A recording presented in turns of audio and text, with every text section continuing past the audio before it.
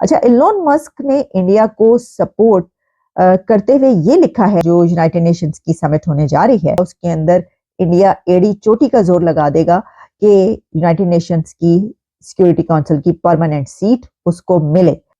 Elon Musk का ये कहना कितना अहम है, ये बात याद रखिए। एलोन मस्क दुनिया का एक बड़ा, सबसे ज्यादा इन्फ्लुएंशियल बंदा समझा जाता है। Elon Musk has now put forth a statement. आप कंपैरिजन कर रही हैं इंडिया के साथ और पाकिस्तान के साथ। इंडिया दुनिया की एक सुपर पावर है, पाकिस्तान कहाँ पे है? ये बातें हो रही थी कि भारत को वीटो पावर का हक मिलना चाहिए। दरअसल ये 2014 देखिए उसकी एक बहुत बड़ी रीजन है। एलोन मस्क का ये कहना कितना अहम है, ये बात याद रखिए। एलोन मस्क दुनिया का एक बड़ा, सबसे ज्यादा इन्फ्लुएंशियल बंदा समझा जाता है, जो सियासत पर भी बहुत बात करते हुए नजर आते हैं। और उन्होंने अब ये लिखा है कि इंडिया को यूनाइटेड नेशंस की सिक्योरिटी काउंसिल की परमानेंट सीट ना देना एब्सर्ड है। और उन्होंने कहा कि जो कंट्रीज हैं वो ये नहीं चाहते कि जो अपनी ताकत उनके पास है वो दूसरों तक उसको ट्रांसफर करें या शिफ्ट करें, उनको ये पसंद नहीं है। ये एक बड़ा अहम टॉपिक इसलिए है कि सिर्फ एलोन मस्क नहीं, बल्कि इससे पहले इसके ऊपर काफी लोग बात कर चुके हैं।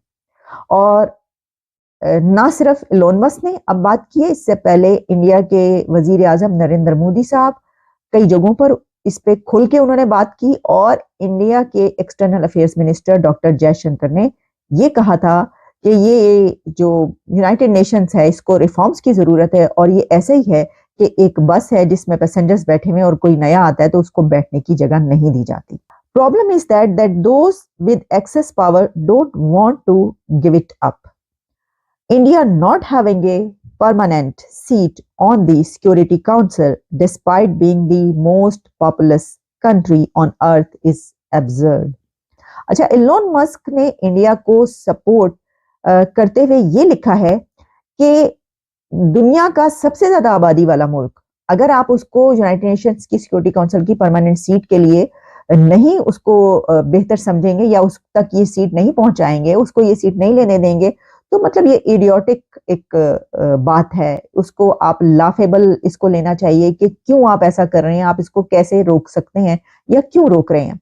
अब तो उन्होंने ये कहा कि जो सितंबर में समिट होने वाली है उसमें इसको रिकंसिडर किया जाए इन कंट्रीज को।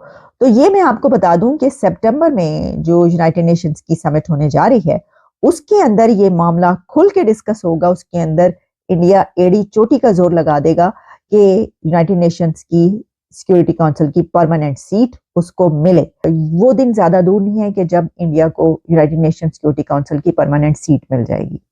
और इसके लिए आवाजें जो उठ रही हैं उसमें बड़े बड़े नाम शामिल हो रहे हैं, बड़े दुनिया के मोस्ट इन्फ्लुएंशियल पीपल जो है वो इसके ऊपर बात करते हुए नजर आ रहे हैं। जैसा कि अब एलोन मस्क ने भी कह दिया।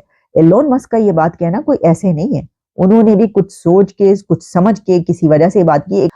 ये बात तो है ना, मतलब इसकी कोई सेंस तो बनती है कि दुनिया का सबसे ज्यादा आबादी वाला मुल्क जो दुनिया के तमाम बड़े काम जो वो कर रहा है, यानी आप देखें वहां पर जो भी चीज अब बनती है उसको इस तरह बनाया जाता है कि एज ए पॉपुलस कंट्री वो कहते हैं कि हम सबसे बड़ा जो है वो दुनिया का कोई भी ऑफिस भी बनाकर दिखाएंगे, दुनिया की सबसे बड़ी कंपनीज भी वहां पर जा रही हैं, और जो उनका स्टेटस हो चुका है। उनको वीटो पावर के लिए सिलेक्ट किया जा रहा है, जैसा कि एलोन मस्क ने बोला कि इनको वीटो पावर मिलनी चाहिए है।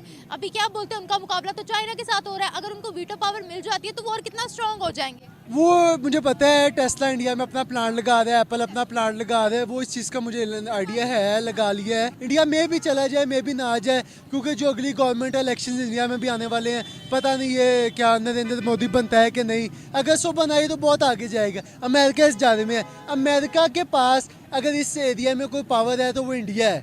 अगर अमेरिका इंडिया को प्रमोट नहीं करेगा, यूरोप इंडिया को प्रमोट नहीं करेगा, पाकिस्तान को वो नहीं कर सकते। पाकिस्तान ऑलरेडी चाइना का दोस्त है। पाकिस्तान जब चाइना के साथ जुड़ा तो उन्होंने ऑब्वियसली इंडिया को अपने साथ जोड़ने इस अभी हमें ना आप तरक्की की रेस से बाहर ही समझे, क्योंकि हम कोई काम नहीं कर रहे, बिल्कुल भी, जो सीधी सी बात है। तो अभी हम किसी का टारगेट पे भी नहीं है, बिल्कुल अभी हम बहुत पीछे हैं, हमें बहुत सारा टाइम लगेगा, लेकिन होप्स टाइम चेंजेस एवरीथिंग इंशाल्लाह। अच्छा, आपने आपने बोला है कि चाइना को काउंटर करने के लिए भारत को प्रेफर किया जा रहा है, तो भारत की तो आबादी चाइना को भी काट गई है। अब जो इंडस्ट्रीज उनकी कंट्री में लगे हैं, उनका जो टारगेट है वो तीसरी बड़ी इकोनॉमी बनने का है, तो दुनिया को उनसे खतरा क्यों नहीं है, चाइना से क्यों खतरा है? तब उसके लिए देखें ना, इंडिया एक बहुत बड़ा मुल्क है। इंडिया की 1.5 करोड़ से ज़्यादा आबादी है, 1.5 बिलियन से ज़्यादा आबादी है, जो दुनिया के 15% ऑफ द टोटल 8 बिलियन आबादी है दुनिया की। उसमें से 1.5%, 15 to 20% इंडिया के पास है। अब आप इंडिया की दुनिया के 20% ऑफ द पॉपुलेशन को कम्पीट कर रहे हो। अब पाकिस्तान भी इसके अगेंस्ट है, चाइना भी इसके अगेंस्ट है, तो ये उनके लिए कितनी बड़ी विन होगी। अच्छा, इलॉन मस्क ने बड़े तंजिया अंदाज से बोला है कि यार ऐसी कंट्री जो कि बड़ी इकोनॉमिकली डेवलप्ड है और वो यूएनएससी की परमानेंट मेंबर ही नहीं है और उसके पास वीटो पावर नहीं है, ये तो मजाक हो गया। अच्छा कंपैरिजन आप देखें ना, आप कंपैरिजन कर रही हैं इंडिया के साथ और पाकिस्तान के साथ। इंडिया दुनिया की एक सुपर पावर है, पाकिस्तान कहाँ पे है? कहते हैं मैं मोदी का बहुत बड़ा फैन हूँ। मोदी का तो मैं खुद बहुत बड़ा फ़ैन हूँ, इसमें तो कोई शक नहीं है। क्योंकि मैं देखे ना जी, सक्सेसफुल का हर कोई फ़ैन होता है। आप क्यों फैन है? मैं मोदी को चाय वाले से लेके इंडिया का दुनिया के टॉप 10 स्ट्रॉन्गेस्ट पीपल में अपना नाम मनवाने का, लोहा मनवाने का वो बने हैं। मैं मोदी का खुद इस चीज़ का फ़ैन हूँ। ये अप्स एंड डाउन्स मुल्क के कोई भी कंट्रीज है गाते हैं कि आप काम कितना करते हो अपनी कंट्री के लिए, यहाँ उसकी इकोनॉमी को डेवलप करने के लिए स्कीम्स आप कितनी बनाते हो? वो ना देखे ना, मैंने कहा ना अप्स एंड डाउन्स आती रहती हैं। एक घर है, एक पर्सन है, उसकी लाइफ में ग्राफ है ना, जब वो स्ट्रेट लाइन आ जाता है ना, वो डेथ है।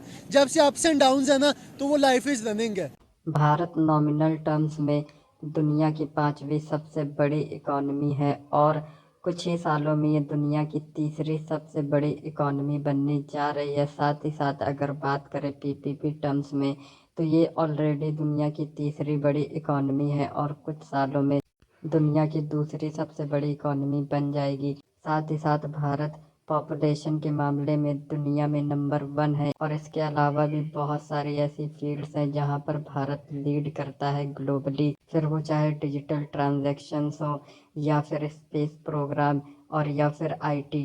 लेकिन इसके बावजूद यूनाइटेड नेशन सिक्योरिटी काउंसिल जैसी क्रूशियल इंटरनेशनल बॉडी में भारत का कोई स्थान नहीं है। इसीलिए यूनाइटेड नेशन अब इर्रिलेवेंट होता जा रहा है, क्योंकि एक ऐसी बॉडी जहां पर दुनिया के 150 करोड़ लोगों का कोई प्रतिनिधित्व तो नहीं है, वो किसी काम का नहीं। दूसरी तरफ यूनाइटेड किंगडम, फ्रांस, रशिया जो इकोनॉमी के मामले में भारत से पीछे हैं, उनके पास यूनाइटेड नेशन की परमानेंट सीट है और इस वजह से यूनाइटेड नेशन धीरे धीरे एक ऐसी बॉडी बन रहा है जिसको कोई सीरियसली नहीं लेता और उसका कारण यही है कि भारत जैसे शक्तिशाली देश उसमें नहीं है। इसीलिए भारत को वीटो पावर देने की मांग उठती रहती है और हाल ही में अमेरिका के एलॉन मस्क ने ऐसा बयान दिया है कि भारत का यूनाइटेड नेशन सिक्योरिटी काउंसिल में ना होना यूएन को एक एब्सर्ड बॉडी बना देता है और भारत को यहाँ प्रतिनिधित्व मिलना चाहिए। इससे पहले हमारे foreign minister S Jaishankar, Narendra Modi और तमाम बड़े ग्लोबल लीडर्स ने भारत को वीटो पावर देने का समर्थन किया है, जिसमें जर्मनी, रशिया और अमेरिका जैसे देश शामिल हैं। इस पर पाकिस्तानी मीडिया का कहना है कि अगर भारत को वीटो पावर मिल जाती है तो कश्मीर हमारे हाथों से रातों रात निकल जाएगा, क्योंकि फिर भारत के पास पावर आ जाएगी कि वो पीओके कब जा सकता है और उसके बाद हम कुछ भी नहीं कर सकते, क्योंकि भारत यूनाइटेड नेशन में वीटो कर देगा किसी भी रेजोल्यूशन के ऊपर जो कश्मीर पर लाया जाएगा।